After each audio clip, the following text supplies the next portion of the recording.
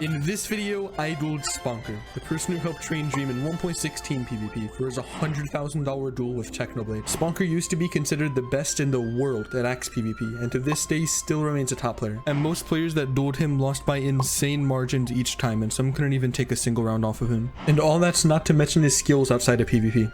What? You get the point. Sponker is a cracked player. But even though it doesn't mean much coming from a random person, it probably means a good deal coming from Dream.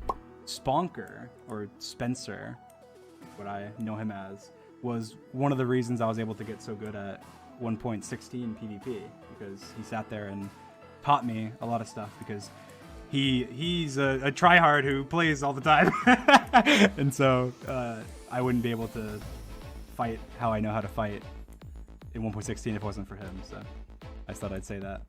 I think he has a YouTube channel and stuff, so if you guys want to check him out, you can. Even going on Shield PvP servers, I've lost one time against anybody ever.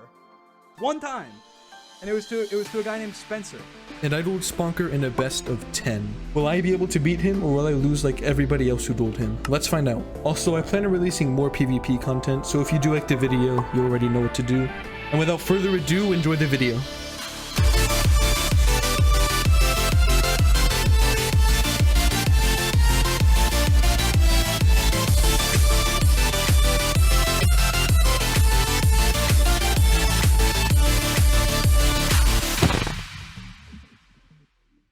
Going into this duel, I had a game plan. The people who dueled Sponker lost because of his overwhelming aggressive playstyle. So to deal with this, I decided that I would play more aggressive than he did. That way he would have to play defensively, which he isn't used to. But the downside to this playstyle was that I might get careless when trying to play super aggressively.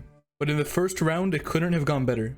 There's actually not much to talk about in round 1, except for how clean it was. I made sure to stick to my game plan and not give him a chance to play aggressively. I disabled his shield as fast as I could, and I was able to cleanly dodge his arrows.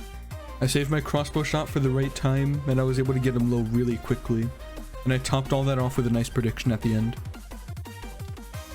Round 2 started off about the same. I was landing some nice shield disables, but I couldn't dodge his arrows as cleanly as I did in round 1.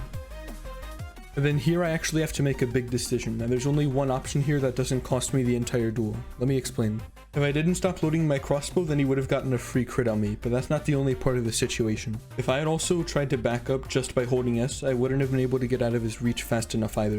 So there's actually only one option which doesn't cost me the entire duel, and that's to turn around to sprint away instead of just backing up. And even though it's not a big decision at first glance, if I hadn't done it, then I would have lost the entire game. And as you can see, it barely saved me. I should also mention that part of Sponker's intimidating playstyle relies on sword combos, but I had already thought of a way to deal with that. If I had traded 1-for-1 hits with my axe versus his sword, then I would win the exchange overall because the axe does slightly more damage. I thought I'd be able to keep my momentum going into round 3, but after disabling his shield, Sponker was able to strafe to dodge one of my hits and then land one of his own. But after that came my second mistake. The thing is, I dodged his arrow, but then I misjudged the distance between us and I thought it was okay to bow him, but I didn't realize that he was close enough to crit me. He followed up with the shield disable and there was no coming back after that. I gave him a chance to play aggressively and he took it. This round was actually sort of interesting because Sponker started off with a sword combo but then missed up midway through, so I still had a chance to win. But that chance I had was thrown away when I messed up during the shield encounter. And then my arrow proceeds to face into another dimension, I guess. I knew this round I had to get everything together, and I remembered to just stick to my game plan. I had to play aggressive and trade 1-for-1 hits when he used his sword. I just had to play smart and keep my shield up when going in as well. But thankfully, I didn't make any fatal mistakes that Sponker could really take advantage of. Round 6 actually started off really well for me, and after the first encounter, I knew I had either like a slight advantage or we were somewhat even. But then I make a mistake that I actually don't make that often. So I didn't realize that my shield was still on cooldown, so when I tried to raise it, it cost me a free hit.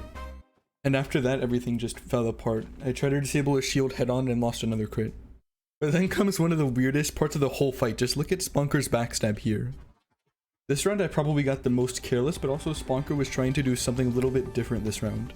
It might look like he was trying to bait here, but what this did more was actually offset the timing of my crits, so I would only land regular hits while Sponker would just get a ton of crits on me. I knew I had to take this round or else I would probably end up losing, so I made sure to play smart this round. And even though I made the mistake of sacrificing my reach a couple times, I was still able to land crits. There's actually not even much to talk about after that. I just played patiently and it worked out overall. And then came my favorite round of the entire duel. I started off round 9 landing some really nice hits that gave me a health advantage really early in the round, and thankfully I was actually able to maintain it. Also, even though I'm not landing any crits with my axe when he pulls out his sword, the axe still does so much base damage that even a half-charged hit can still outmatch the sword. And then I land the best prediction of the entire duel. Watch closely.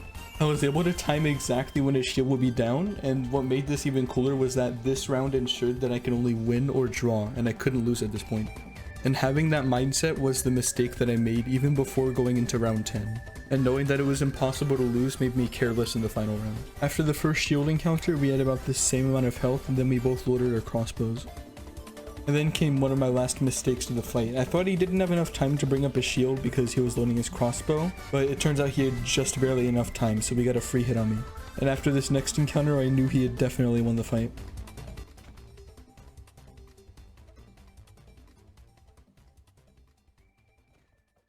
In the end, I'm pretty satisfied with this result. I did better than most people who dueled Sponker, and I think a 5-5 draw is a pretty good result against one of the best players. And like I said earlier, I plan on releasing more PvP content, so if you did enjoy the video and you want to see even better videos, just know that you've already helped a lot just by watching through the video, and I really appreciate it, and I can't thank you guys enough.